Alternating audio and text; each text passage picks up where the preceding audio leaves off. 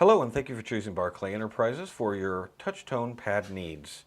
We're going to explain the process of how to replace your tone pad in your KXTGA telephone using the DuraPad assembly. First, you're going to assemble your materials that you need.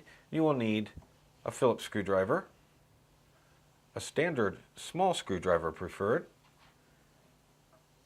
rubbing alcohol,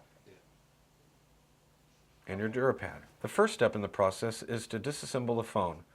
You'll take the phone, turn it over, take the battery cover off, set it aside. The next step will be removing the battery, setting it aside.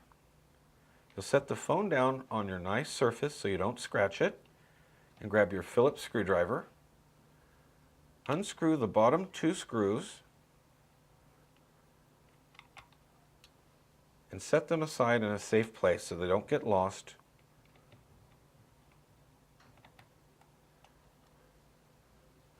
Now you have the bottom two screws out. The next step will be to take your small standard screwdriver, holding the phone cupped in your hand.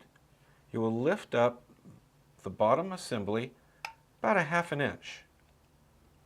At that point, you'll take your small screwdriver, you'll put it in the edges of the plastic, and you'll pry, just like that.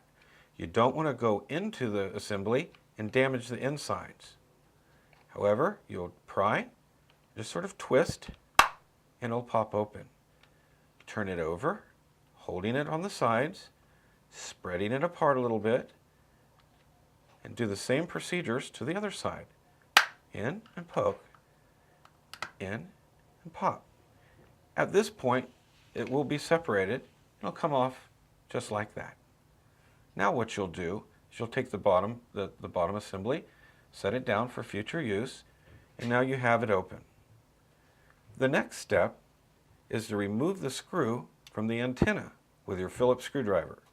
Set the screwdriver in the hole, carefully turning, remove the screw, set it aside with your other screws. You should now have 3 screws sitting aside. You'll then take the board, lift it upward, turn it over, carefully not to pull on the speaker wires or the antenna. Lay it down like this. Take the old keypad, take it, set it aside. You now have exposed the board with the debris that you'll need to clean off prior to installing the DuraPad. You'll then take your alcohol, put a little on the rack, and take and wipe. If it's thick and hard to remove, what you want to do is let it soak a little bit. It's kind of like mopping a floor. Then I'm going to take the dry part of my rag and I'm going to wipe just to make sure the alcohol is dissipated and it's nice and dry. Then I'm going to take my finger and I'm going to feel it. I'm going to make sure it's not sticky. Then we're going to take our DuraPad and we're going to peel off the self-adhesive strip off the back using our small screwdriver by just taking it inward and peeling it off. Now you'll see that the corners are notched to accommodate the notches where the button pad falls into. So you will take the upper left-hand corner, you'll have a notch, and on the bottom right-hand corner, you'll have a notch. Just simply line it up with those notches, and looking downward, you're going to align the button pad so that the black contact areas are lined up perfectly with the black contacts on the board. At this point, you've installed your DuraPad. You merely take the board, set it aside. You have your old button pad. Merely take your old button pad in your rag, get some of the additional debris off of it, or install a new keypad if you like. Set it back into the board, and now it fits back into the housing snug. You'll take the board, flip it back around, There's a little tab right there you'll slide it onto. You've got your antenna, which is going to go under the board, such like that. Oops, we left a button out, so easily fixed.